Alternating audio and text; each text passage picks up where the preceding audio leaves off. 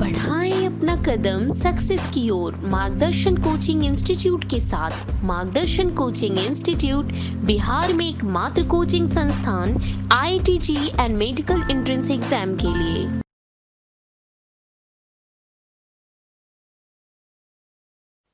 Welcome बच्चों। तो हम लोग स्टडी कर रहे थे पीरियोडिक प्रॉपर्टीज को।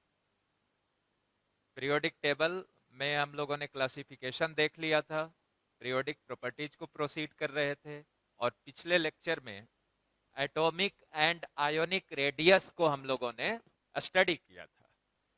तो आज की लेक्चर में एक नए पीरियोडिक प्रॉपर्टी को स्टडी करेंगे and that property is ionization energy. इसको एब्रीविएट करते हैं हम लोग आईई या आयोनाइजेशन एंथैल्पी। अब यहाँ पे आपका एक नया टर्म आया एंथैल्पी। आयोनाइजेशन तो वहां भी आया था, एंथैल्पी जहां कहीं भी आएगा इसको एब्रीविएट करेंगे हम लोग डेल्टा एच से। डेल्टा एच से ओके। तो delta H is written for enthalpy. ये एंथैल्पी चेंज के लिए लिखा जाता है डेल एच। आई लिखा हुआ है आयोनाइजेशन एनर्जी के लिए या इसी को कहते हैं बच्चों आयोनाइजेशन पोटेंशियल, जिसे हम लोग एब्रीविएट करेंगे आईपी। तो तीन तीन नेम्स हुए इसके, आयोनाइजेशन एनर्जी, आयोनाइजेशन एंथैल्पी या आयोनाइजेशन पोटेंशियल। तो now let us come and define it. तो यहां मैंने लिखा है इट इज मिनिमम एनर्जी, किस लिए? Required to remove an outermost electron from an isolated atom in gaseous state। तो है क्या ये? मिनिमम एनर्जी है। किस बात की मिनिमम एनर्जी? किसी एटम के आउटर मोस्ट इलेक्ट्रॉन को रिमूव करने में लगने वाली मिनिमम एनर्जी को क्या बोलोगे? आयोनाइजेशन एनर्जी या फर्स्ट आयोनाइजेशन एनर्जी। अब यहां पे जैसे स्टैंडर्ड कंडीशन है कि आयोनाइजेशन एनर्जी को डिफाइन करने के लिए आपका जो एटम होना चाहिए वो आइसोलेटेड होना चाहिए, अकेला होना चाहिए। क्योंकि अगर उसके सराउंडिंग में और सारे एटम्स रहेंगे तो वो आयोनाइजेशन एनर्जी को इन्फ्लुएंस करेंगे। तो वो इन्फ्लुएंस ना हो इसके लिए कोई भी टर्म को जब हम लोग डिफाइन करेंगे तो वो जो टर्म होगा वहां पे उसके डिफिनीशन में हम लोग आइसोलेटेड एटम लेंगे, जिससे कि सराउंडिंग के वजह से वो इन्फ्लुएंस ना हो। अब आइए, दूसरा स्टैंडर्ड कंडीशन है कि your atom must be in gaseous state. तो ये दोनों स्टैंडर्ड कंडीशन हुए कि जब किसी पर्टिकुलर प्रॉपर्टी को किसी एटम पे आप स्टडी कर रहे हैं तो वो आइसोलेटेड एटम होना चाहिए और वो गैसियस स्टेट में होना चाहिए। अब आइए कि यहां लिखा minimum energy required to remove an outermost electron. तो पहले हम लोग यही समझते हैं कि क्यों किसी एटम के आउटर मोस्ट इलेक्ट्रॉन को रिमूव करने में एनर्जी हमें सप्लाई करना पड़ेगा। इस बात को समझ लेते हैं। जैसे ये कोई एटम है, ये न्यूक्लियस हुआ, ये सेल हुआ। सेल में क्या होते? इलेक्ट्रॉन, ई से डिनोट कर दिया। अब क्या है कि आपने जेड इफेक्टिव पढ़ा तो न्यूक्लियस सेल में मौजूद इलेक्ट्रॉन को अट्रैक्ट करता। अगर आप ये जेड इफेक्टिव पढ़ा था तो वो जेड इफेक्टिव के थ्रू सेल में मौजूद इलेक्ट्रॉन को एटम का न्यूक्लियस क्या कर रहा है? अट्रैक्ट कर रहा है। अब आप क्या कह रहे हो? आप कह रहे हो कि इस इलेक्ट्रॉन को हमें बाहर निकालना है। तो इस इलेक्ट्रॉन को बाहर निकालने के लिए आपको क्या करना होगा? न्यूक्लियस और आउटर मोस्ट सेल के इलेक्ट्रॉन के बीच लगने वाले अट्रैक्शन को ब्रेक करना होगा। जब तक इस न्यूक्लियस और आउटर मोस्ट इलेक्ट्रॉन के बीच लगने वाला अट्रैक्शन ब्रेक नहीं होगा तब तक इस इलेक्ट्रॉन को आप बाहर नहीं निकाल सकते। और इस अट्रैक्शन को ब्रेक करने के लिए आपको क्या करना होगा? एनर्जी सप्लाई करना होगा। कितना एनर्जी सप्लाई करना होगा यह डिपेंड करेगा इस बात पे कि इस आउटर मोस्ट इलेक्ट्रॉन और इस न्यूक्लियस के बीच लगने वाला अट्रैक्शन कितना ज्यादा है। जितना ज्यादा अट्रैक्शन लगेगा आउटर मोस्ट इलेक्ट्रॉन और न्यूक्लियस के बीच, उस पार्टिकुलर इलेक्ट्रॉन को निकालने में लगने वाली एनर्जी भी उतनी ज्यादा होगी। ओके, तो अब आपको मैंने पूरी पिक्चर को क्लियर किया कि क्यों किसी एटम के आउटर मोस्ट सेल से इलेक्ट्रॉन को निकालने में हमें एनर्जी सप्लाई करना होगा, कब ज्यादा करना होगा, कब कम करना होगा, ये इस बात पे डिपेंड करेगा कि उस इलेक्ट्रॉन का उस पर्टिकुलर एटम के न्यूक्लियस के साथ अट्रैक्शन कितना ज्यादा या कितना कम है। ओके, तो सारी बातों को आपने समझा। अब आओ, यहां लिखा गया एक्स गैसियस, एक्स कोई एटम है, किसी एटम का सिंबल लिख दिए, जी लिखा हुआ है, जी फॉर गैसियस। तो अब यहां से एक आउटर मोस्ट इलेक्ट्रॉन को आपको निकालना है, तो एक इलेक्ट्रॉन एक्स से निकालोगे तो ये किस में कन्वर्ट कर जाएगा, एक्स प्लस गैसियस में, और प्लस ये दिखा दिया ई। अब इसके लिए जो एनर्जी रिक्वायर्ड रहा, इस इलेक्ट्रॉन को आपने बाहर निकाला आउटर मोस्ट इलेक्ट्रॉन को, तो इसके लिए जो ई रिक्वायर्ड, ई फॉर एनर्जी, तो एनर्जी रिक्वायर्ड, इसी एनर्जी को लिखा गया IE1। पढ़ना सिखा देते, इसको पढ़ेंगे हम लोग फर्स्ट आयोनाइजेशन एनर्जी, ये वन फॉर फर्स्ट।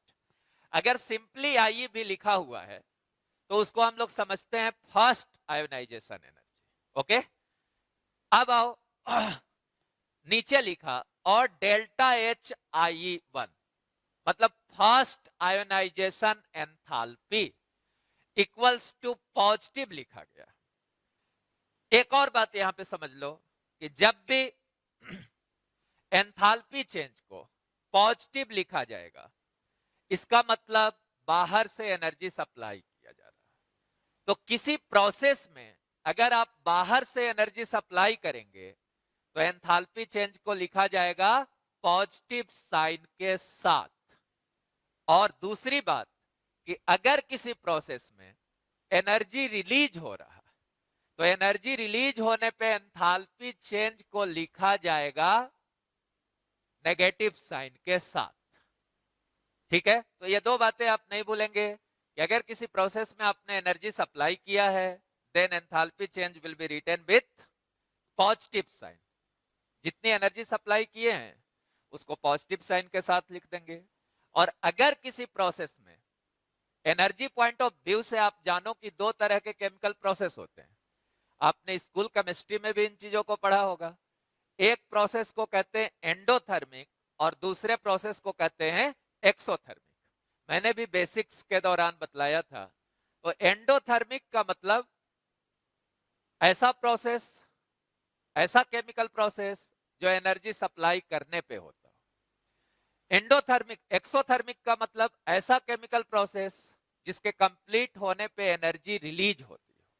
ओके, तो जब भी कोई प्रोसेस एंडोथर्मिक होगा वहां पे एंथैल्पी चेंज को आप पॉजिटिव साइन के साथ लिखेंगे, और जब भी कोई प्रोसेस एक्सोथर्मिक होगा तो वहां पे एंथैल्पी चेंज को आप नेगेटिव साइन के साथ लिखेंगे।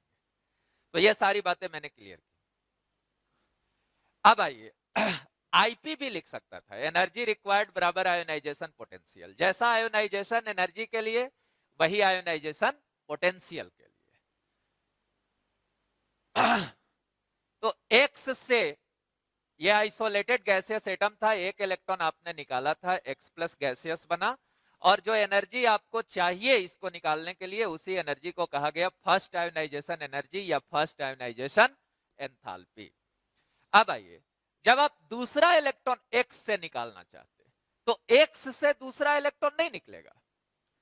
अब जो इलेक्ट्रॉन आप निकालोगे वो एक्स प्लस गैसियस से निकलेगा। तो यहां हमने लिखा एक्स प्लस गैसियस, क्योंकि एक इलेक्ट्रॉन निकलने के बाद एक्स किस में चेंज हो चुका है, एक्स प्लस गैसियस में। अब अगला इलेक्ट्रॉन अगर निकालना है तो उसको कहेंगे एक्स प्लस, उसको निकालेंगे एक्स प्लस गैसियस से। तो यहां लिखा एक्स प्लस गैसियस, एक इलेक्ट्रॉन निकाला तो एक इलेक्ट्रॉन और निकल गया तो एक पॉजिटिव चार्ज और बढ़ गया। किस में बदला ये, X2 प्लस गैसियस में। अब देखो बच्चों, यहां लिखा energy required equal to Ie2। तो Ie2 आप कब बोलोगे? 2 का मतलब सेकेंड, Ie का मतलब आयोनाइजेशन एनर्जी। तो सेकेंड आयोनाइजेशन एनर्जी या सेकेंड आयोनाइजेशन एंथैल्पी आप तब किसके रेस्पेक्ट में बोलेंगे? एक्स के रेस्पेक्ट में। अगर इसको देखा जाए तो इससे ये बनाने के लिए ये कौन सा इलेक्ट्रॉन निकाले? आप दूसरा इलेक्ट्रॉन निकाले इसके रेस्पेक्ट में, एक्स के रेस्पेक्ट में। लेकिन अगर इस टर्म को इसके लिए बोलना है, एक्स प्लस के लिए बोलना है, तो एक्स प्लस से कौन सा इलेक्ट्रॉन निकाले? पहला इलेक्ट्रॉन निकाले। तो ये एक्स प्लस के रेस्पेक्ट में फर्स्ट आयोनाइजेशन एनर्जी हुआ ये, अगर एक्स प्लस के रेस्पेक्ट में बोलते तो। लेकिन अगर एक्स के रेस्पेक्ट में बोलेंगे तो ये कौन सा आयोनाइजेशन एनर्जी हुआ? Second ionization energy. होप कि आप समझ गए होंगे पूरी बात। अगर कोई कहता कि सर तीसरा के लिए लिखना होता तो ऐसे लिख देते, आइए देख लीजिए वो भी। X2 प्लस गैसियस, चूंकि अभी 2 इलेक्ट्रॉन निकलने के बाद यहां X2 प्लस आ चुका है, X से 2 इलेक्ट्रॉन्स निकलने के बाद, तो अब X2 प्लस गैसियस, यहां से X3 plus gaseous plus E।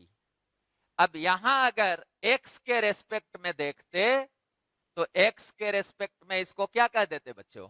Ie3 या delta H Ie3, delta H Ie3 equals to positive. Positive कहने का मतलब ये प्रोसेस कैसा हो गया आपका? एंडोथर्मिक।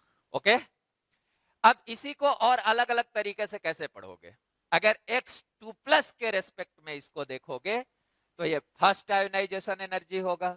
अगर X प्लस के रेस्पेक्ट में देखोगे तो X प्लस से X3 प्लस, मतलब कितने इलेक्ट्रॉन आपने निकाला? X प्लस से सोचो कि कितने इलेक्ट्रॉन निकालोगे तो X3 प्लस में बदलेगा। एक इलेक्ट्रॉन निकालोगे तो X2 प्लस में, फिर एक इलेक्ट्रॉन निकालोगे तब किस में आएगा? X3 प्लस में। तो अगर X प्लस के रेस्पेक्ट में इस बात को पढ़ना चाहते तो कहेंगे सेकेंड आयोनाइजेशन एनर्जी। तो मैंने आपको यहां पे 3 तरीका बताया पढ़ने का। इसको X के रेस्पेक्ट में थर्ड आयोनाइजेशन एनर्जी कहेंगे Ie3, X प्लस के रेस्पेक्ट में सेकेंड आयोनाइजेशन एनर्जी, और X2 प्लस के रेस्पेक्ट में फर्स्ट आयोनाइजेशन एनर्जी। तो अब आपने पूरी बातों को सीख लिया। ओके, और आओ, ये था क्या बच्चों? Energy required to remove an outermost electron. तो अब इसकी कुछ यूनिट भी होगी, और वही यूनिट होगी जो एनर्जी की होती है। तो आप इसका यूनिट भी लिख लो, यहां पे मैं लिख देता हूं यूनिट आयोनाइजेशन एनर्जी की। तो एक यूनिट किलो जूल पर मोल, केजी किलो जूल पर मोल, या किलो कैलोरी पर मोल, या इलेक्ट्रॉन वोल्ट पर atom, EV for electron volt. तो यह सब यूनिट हुआ एनर्जी को मेजर करने का। तो इतनी बातें हम लोगों ने देख ली।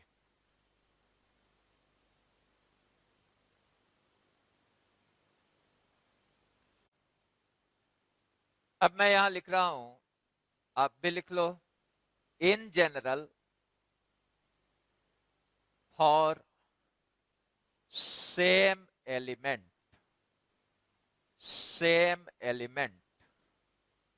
Ie1 less than Ie2 less than Ie3 less than so on so forth। ऐसा कहा गया कि सामान्य तौर पे सेम एलिमेंट के लिए फर्स्ट Ie की वैल्यू छोटी होगी सेकेंड Ie की वैल्यू से, और सेकेंड Ie की वैल्यू छोटी होगी थर्ड Ie की वैल्यू से, and so on so fourth. मतलब ये हुआ कि सेम एलिमेंट से फर्स्ट इलेक्ट्रॉन निकालना इजीएस्ट होगा। पहले इलेक्ट्रॉन को निकालने में सबसे कम एनर्जी लगेगी, उसी एलिमेंट से आप अगर दूसरा इलेक्ट्रॉन निकालोगे तो उसके रेस्पेक्ट में ज्यादा एनर्जी लगेगी। उसी एलिमेंट से अगर तीसरा इलेक्ट्रॉन निकालोगे तो उससे और ज्यादा एनर्जी लगेगी, लाइक सो। अब ये जो first second third ionization energy है, इनको कहते हैं हम लोग सक्सेसिव आयोनाइजेशन एनर्जीज। सक्सेसिव मतलब एक के बाद एक। तो IE1, IE2, IE3, इनको क्या बोलोगे? Successive ionization energy. तो सक्सेसिव आयोनाइजेशन एनर्जी अगर हम लोग सेम एलिमेंट का कंसीडर करेंगे तो IE1 छोटा होगा IE2 से, IE2 छोटा होगा IE3 से, and so on so fourth. अब आइए जानते हैं कि इसका आखिर क्या रीजन है, क्यों किसी सेम एलिमेंट से पहला इलेक्ट्रॉन निकालने में कम एनर्जी लगेगी, जबकि उसी एलिमेंट से दूसरा इलेक्ट्रॉन निकालेंगे तो ज्यादा एनर्जी लगेगी, तीसरा निकालेंगे तो और ज्यादा लगेगा। ऐसा क्यों? तो let us see the reason. हमारे पास एलिमेंट x था, x, x plus, x2 plus. Element मैंने x रखा है, ये न्यूट्रल एटम था, ये आयन है, ये भी आयन। मतलब पहला इलेक्ट्रॉन तो x से निकलेगा, लेकिन जब दूसरा इलेक्ट्रॉन निकालना होगा तो x से नहीं बल्कि कहां से निकलेगा? x प्लस से। और तीसरा इलेक्ट्रॉन निकालना होगा तो कहां से निकलेगा? x2 प्लस से। तो अब यही है, कहा गया कि यहां से इलेक्ट्रॉन निकालोगे तो कम आयोनाइजेशन एनर्जी, यहां से निकालोगे उससे ज्यादा, यहां से निकालोगे इससे ज्यादा, या यहां इस केस में कह सकते हो सबसे ज्यादा। तो अब इसकी रीजन की चर्चा करें कि क्यों ऐसा होगा। देखो बच्चों, जब एलिमेंट यहां पे सेम है तो एलिमेंट सेम हुआ तो एटॉमिक नंबर क्या हो गई? सेम। तो यहां से आप यहां आ रहे हो तो आपका जेड कैसा हो गया? सेम। ओके। अब देखो, यहां एटॉमिक नंबर जेड था तो इलेक्ट्रॉन भी जेड था। यहां एटॉमिक नंबर तो जेड ही है, लेकिन इलेक्ट्रॉन की संख्या कितनी है? Z-1, क्योंकि इससे एक इलेक्ट्रॉन निकालने पे ये बना है। ये सब बात आप अच्छे से जानते हो। अब आओ, यहां भी एटॉमिक नंबर Z है, लेकिन इलेक्ट्रॉन्स की संख्या कितनी है? Z-2। तो Z तो सेम है, लेकिन आप X से X2 प्लस में आ रहे हो तो इलेक्ट्रॉन्स की संख्या क्या हो रही है? घट रही है। Z सेम, इलेक्ट्रॉन्स या डाउनवर्ड एरो डिक्रीज के लिए, इलेक्ट्रॉन्स डिक्रीजेज। अब आओ, जब इलेक्ट्रॉन्स डिक्रीज किया तो सिग्मा, इसको क्या पढ़ते थे? स्क्रीनिंग या शिल्डिंग कांस्टेंट। तो ये जो सिग्मा की वैल्यू है ये क्या होगी? ये नंबर ऑफ इलेक्ट्रॉन्स पे डिपेंड करता था। तो जब इलेक्ट्रॉन्स घटा तो सिग्मा भी घटेगा। अब सिग्मा घटा तो देखो जेड इफेक्टिव क्या हुआ? जेड इफेक्टिव बराबर फॉर्मूला पढ़ा था, जेड माइनस सिग्मा। जेड तो तीनों में सेम है, एक्स से x2 प्लस में जा रहे हो तो तुम्हारा सिग्मा घटते जा रहा है। तो जेड इफेक्टिव क्या हो गया बच्चों? बढ़ेगा। यहां से यहां आओगे तो जेड इफेक्टिव बढ़ा। जेड इफेक्टिव का बढ़ना मतलब उस पार्टिकुलर इलेक्ट्रॉन द्वारा न्यूक्लियस का जो अट्रैक्शन होगा, उस पार्टिकुलर इलेक्ट्रॉन पे न्यूक्लियस का जो अट्रैक्शन होगा वो बढ़ेगा। तो यहां से लिख दिया कि जेड इफेक्टिव बढ़ा मींस अट्रैक्शन इंक्रीजेज। ओके। और जब अट्रैक्शन इंक्रीज कर गया, किसका अट्रैक्शन? किसके साथ? जिस इलेक्ट्रॉन को आप रिमूव कर रहे हो उसका अट्रैक्शन उस एटम के या उस आयन के न्यूक्लियस के साथ। तो न्यूक्लियस के साथ अगर पर्टिकुलर इलेक्ट्रॉन का अट्रैक्शन बढ़ेगा तो उसको निकालने में लगने वाली एनर्जी क्या हो जाएगी? बढ़ेगी। तो यहां से अट्रैक्शन इंक्रीज किया, this implies IE ionization energy क्या हो गया? इंक्रीज किया। तो आपने इसका रीजन भी बहुत अच्छे से समझ लिया।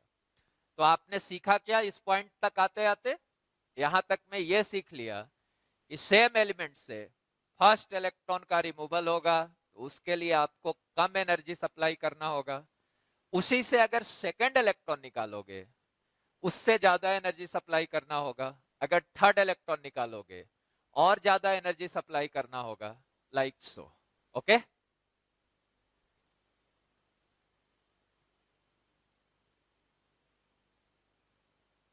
तो अब हम लोग देखेंगे factors affecting ionization energy. Factors affecting IE। तो फर्स्ट लिया साइज।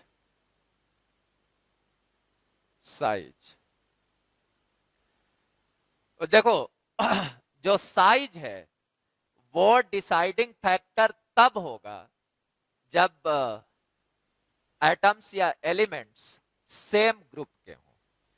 क्योंकि सेम ग्रुप में जब आप ऊपर से नीचे आते हो तो हर स्टेप में एक एक्स्ट्रा सेल ऐड होते जाता है।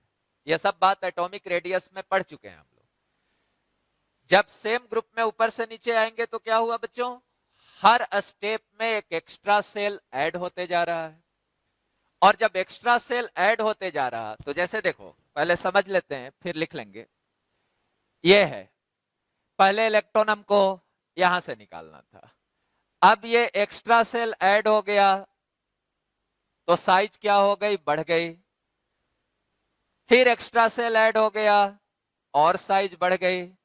अब देखो जब ये न्यूक्लियस से क्लोज था, साइज कम थी, तो यहां इस इलेक्ट्रॉन का न्यूक्लियस के साथ जो अट्रैक्शन होगा वो ज्यादा होगा। अब जैसे जैसे ये साइज बढ़ता चला जा रहा, जिस इलेक्ट्रॉन को आपको निकालना है उसकी न्यूक्लियस से डिस्टेंस बढ़ती चली जा रही, और ये जो अट्रैक्शन लग रहा था, ये अट्रैक्शन साइज बढ़ने के साथ साथ क्या होते जा रहा, घटते जा रहा। और अट्रैक्शन घटते जाएगा तो उस पर्टिकुलर इलेक्ट्रॉन को रिमूव करने में लगने वाली एनर्जी भी क्या होते जाएगी, घटते जाएगी। तो इसका मतलब यह हुआ कि जब आप साइज की बात करेंगे तो पहली बात बी क्लियर कि साइज की बात हम लोग तब करते हैं जब एटम्स सेम ग्रुप के हों। ओके, और सेम ग्रुप में ऊपर से नीचे आते हैं तो साइज बढ़ते जाता है। साइज बढ़ते जाएगा तो न्यूक्लियस के साथ उस पर्टिकुलर इलेक्ट्रॉन की अट्रैक्शन घटते जाएगी, और वो अट्रैक्शन अगर घटते जाएगी तो उस इलेक्ट्रॉन को निकालने में लगने वाली एनर्जी मींस आयोनाइजेशन एनर्जी भी घटते जाएगी।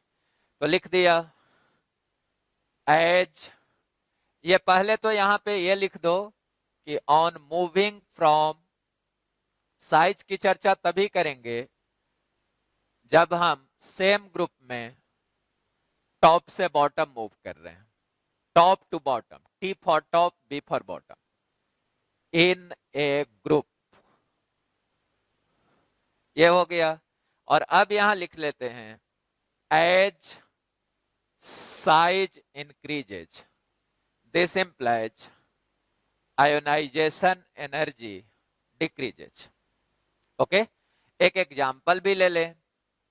तो जैसे मान लो आपने लिया lithium, sodium, potassium, rubidium, caesium.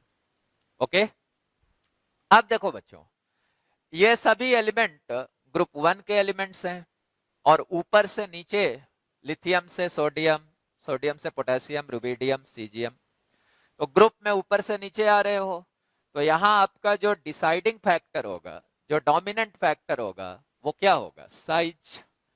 तो अब इसकी साइज सबसे छोटी है और इसकी साइज सबसे बड़ी है, तो आयोनाइजेशन एनर्जी इसकी सबसे ज्यादा होगी और इसकी सबसे कम होगी। तो आयोनाइजेशन एनर्जी, या इसी को आप कह सकते हो first ionization energy. First ionization energy को सिंपली हम लोग IE ही लिख लेते हैं, या IE1 भी लिख सकते हो। तो सबसे ज्यादा किसका आया, lithium, greater than sodium, greater than potassium, greater than rubidium, greater than cesium. Clear? अब आओ, दूसरा फैक्टर लिया, और दूसरा लिया जेड इफेक्टिव. Z effective.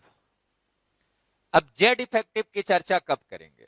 तो जब जेड इफेक्टिव आपको पढ़ाया था तो वहां पे आपको बहुत अच्छे से सिखाया, निकाल के भी दिखाया कि जब आप सेम पीरियड में लेफ्ट टू राइट जाते हो तो जेड इफेक्टिव लगातार बढ़ते जाता है, लेकिन अगर सेम ग्रुप में टॉप से बॉटम आते हो तो जेड इफेक्टिव ऑलमोस्ट कैसा रहता है?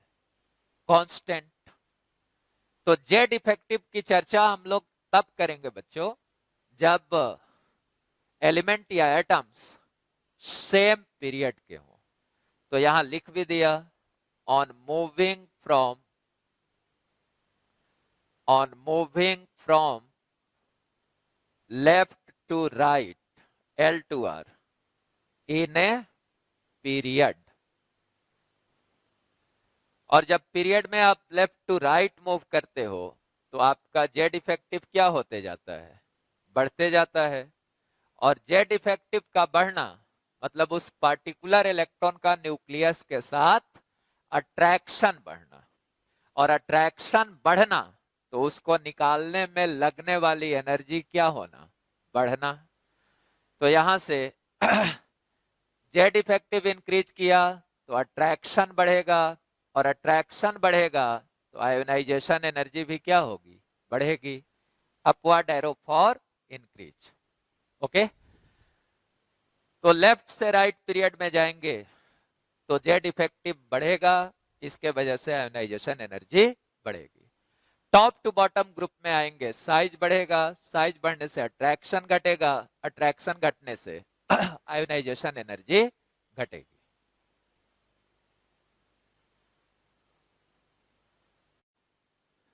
और थर्ड फैक्टर स्टेबल ईसी,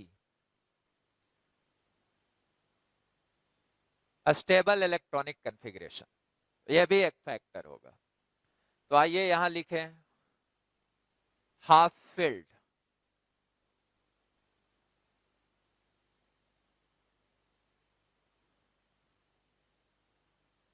इसको HF लिख देंगे अब से हम लोग. Full field,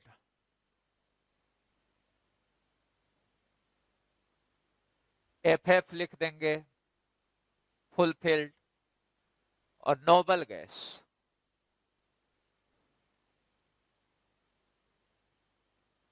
NG. तो अगर आप किसी एटम से इलेक्ट्रॉन निकाल रहे हो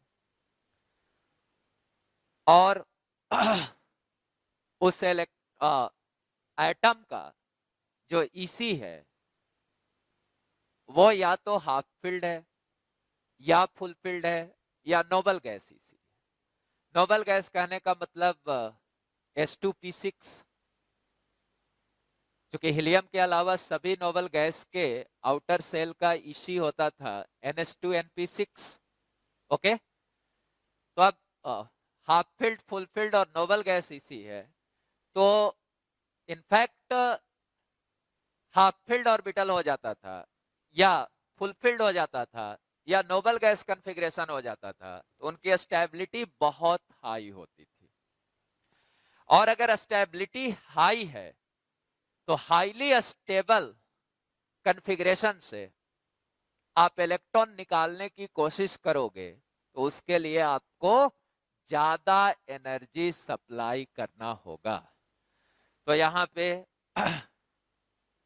high value of IE, high value of IE. अगर ऐसे ऑर्बिटल से इलेक्ट्रॉन निकाल रहे हो जो हाफ फिल्ड है, फुल फिल्ड है या नोबल गैस है, तो वहां से इलेक्ट्रॉन को निकालने में आपको ज्यादा एनर्जी सप्लाई करेगा. रीजन करना होगा. रीजन क्या हुआ? ड्यू टू, यहीं पे ब्रैकेट में लिख देते हैं, due to extra stability due to extra stability of HF orbitals लिख देते हैं, orbitals, due to extra stability of orbitals. Okay,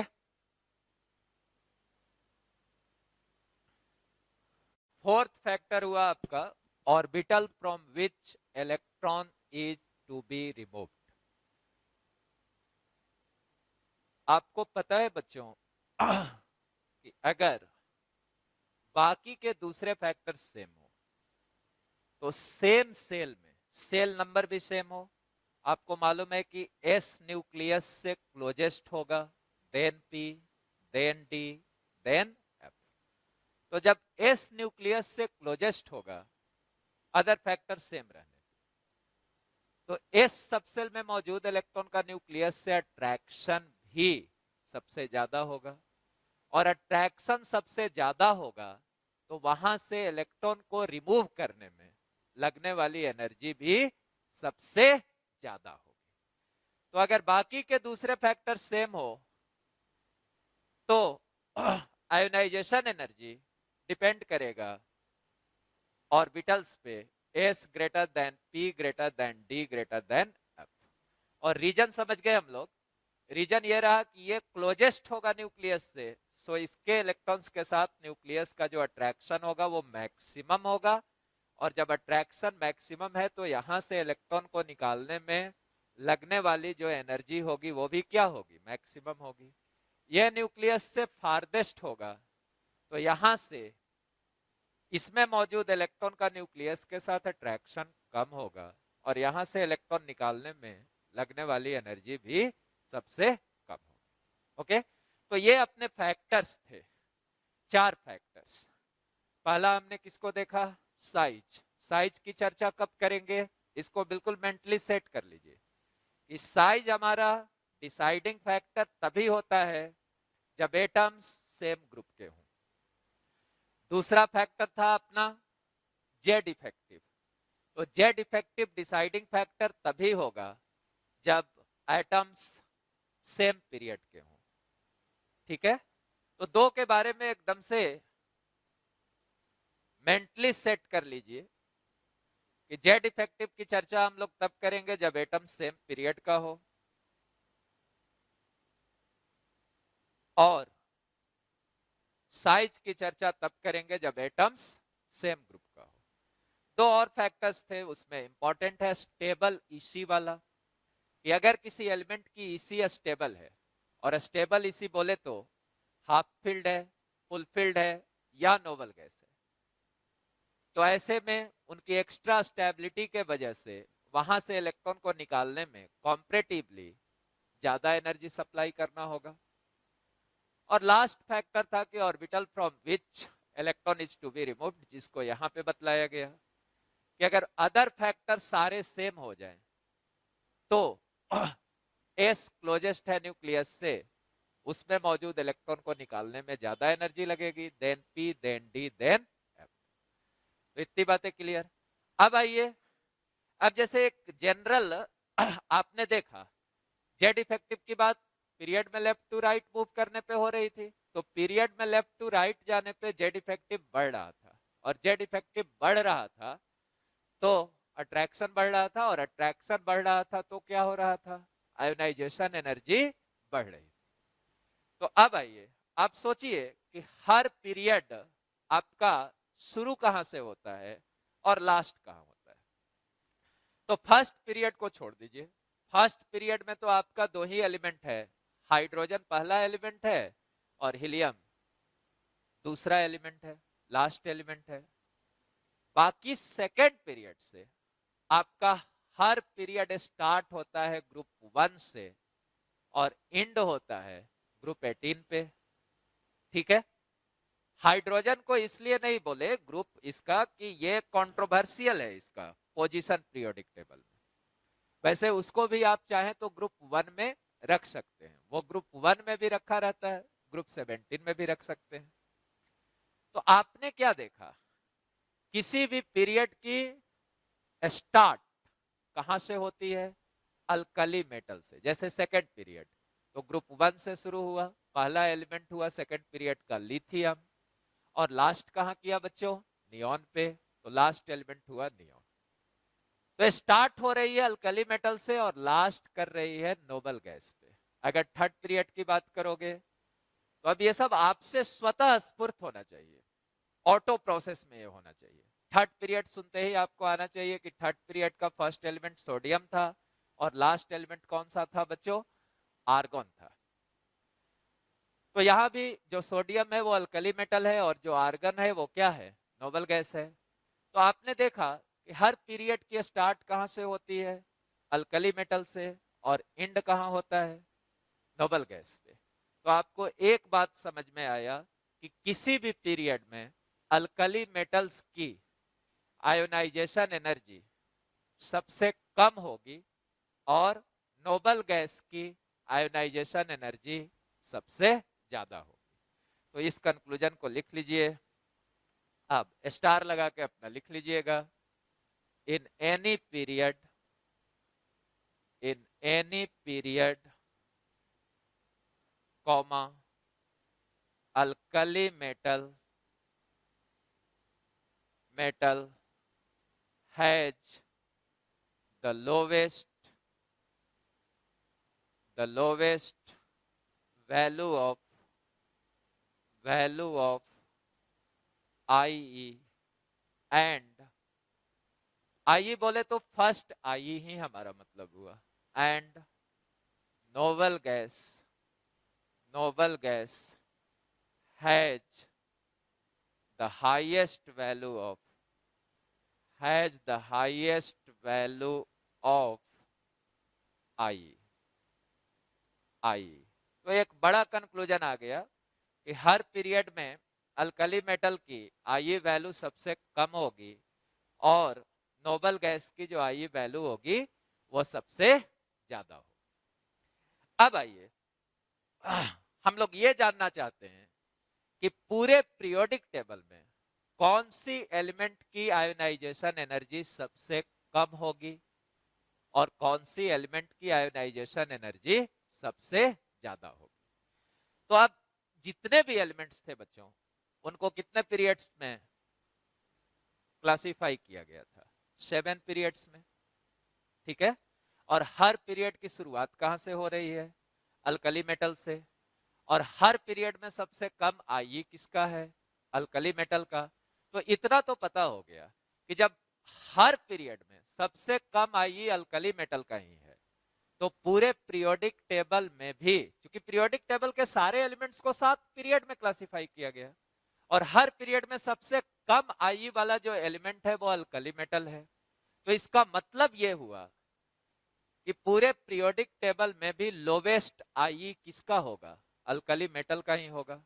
और हर पीरियड एंड कर रहा था नोबल गैस पे, तो पूरे पीरियोडिक टेबल में हाईएस्ट आयोनाइजेशन एनर्जी कौन से एलिमेंट्स का होगा, नोबल गैसेज का, क्योंकि हर पीरियड में सबसे ज्यादा किसका था, नोबल गैसेज का।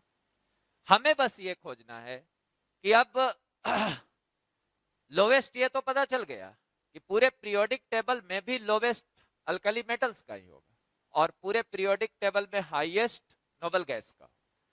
तो वो कौन सा अल्कली मेटल होगा जिसकी आयोनाइजेशन एनर्जी सबसे कम होगी। तो अभी अभी आपने सीखा था कि जब आप सेम ग्रुप में ऊपर से नीचे आते हो तो सेम ग्रुप में ऊपर से नीचे आने पे आयोनाइजेशन एनर्जी घट रही थी। तो जो अल्कली मेटल ग्रुप में सबसे नीचे होगा उसकी आयोनाइजेशन एनर्जी सबसे कम होगी। तो आप फर्स्ट ग्रुप के एलिमेंट्स को याद करो, lithium, sodium, potassium, rubidium, caesium, francium. ये ग्रुप 1 के एलिमेंट्स थे, lithium, sodium, potassium, rubidium, caesium, francium, यही था। तो सबसे लास्ट में तो फ्रांसियम आया है, बट ये कैसा है, रेडियो एक्टिव, मतलब ये डिसइंटीग्रेट करते रहता है और डिसइंटीग्रेट करके ये दूसरे एलिमेंट में चेंज कर जाएगा। तो रेडियो एक्टिव एलिमेंट्स की प्रॉपर्टीज को हम लोग नहीं देखते, ठीक है। होना चाहिए था थियोरेटिकली फ्रांसियम का ही, लेकिन since it is radio active, तो ये जैसे ही हम रखेंगे इसकी हाफ लाइफ पीरियड बहुत कम होगी और ये it will get change into another element. तो इसकी प्रॉपर्टी की चर्चा नहीं करेंगे। तो इसके जस्ट पहले कौन सा आया है, सीजियम। तो अब हमको पता चल गया कि लिस्ट आई इन पीटी किसका होगा, सीजियम का। मींस सीजियम से आउटर मोस्ट इलेक्ट्रॉन को निकालने में लगने वाला एनर्जी सबसे कम होगा। तो यहां पे एक बात हम लोग मार्क कर लिए, least I in PT periodic table equals to caesium. अब आइए हाईएस्ट वाले की बात करते हैं। तो हर पीरियड में हाईएस्ट नोबल गैस का, अब नोबल गैसेज को लिखिए। तो नोबल गैस शुरू होता था helium, neon, argon, krypton, xenon, radon. ये आपके नोबल गैसेज थे, नोबल और इनर्ट गैसेज। तो अब देखो ये भी सेम ग्रुप के हैं, ठीक है। और ग्रुप में ऊपर से नीचे आते हो तो आयोनाइजेशन एनर्जी क्या होते जाती है, घट रही थी। तो अब इस ग्रुप में देखो कि सबसे ज्यादा किसका होगा, तो सबसे ज्यादा किसका होगा, हीलियम का। और आपने देखा कि हर पीरियड में हाईएस्ट किसका था, नोबल गैस का। और सारे नोबल गैस में हाईएस्ट किसका था, हीलियम का। तो इससे यह डिसाइड हो गया कि पूरे पीरियोडिक टेबल में हाईएस्ट वैल्यू ऑफ फर्स्ट आई किसका होगा बच्चों, हीलियम का। तो यहां से लिख दिया अगला point, highest I, highest I in PT. भाई आई कहे तो फर्स्ट आई बराबर क्या हो गया, हीलियम। ओके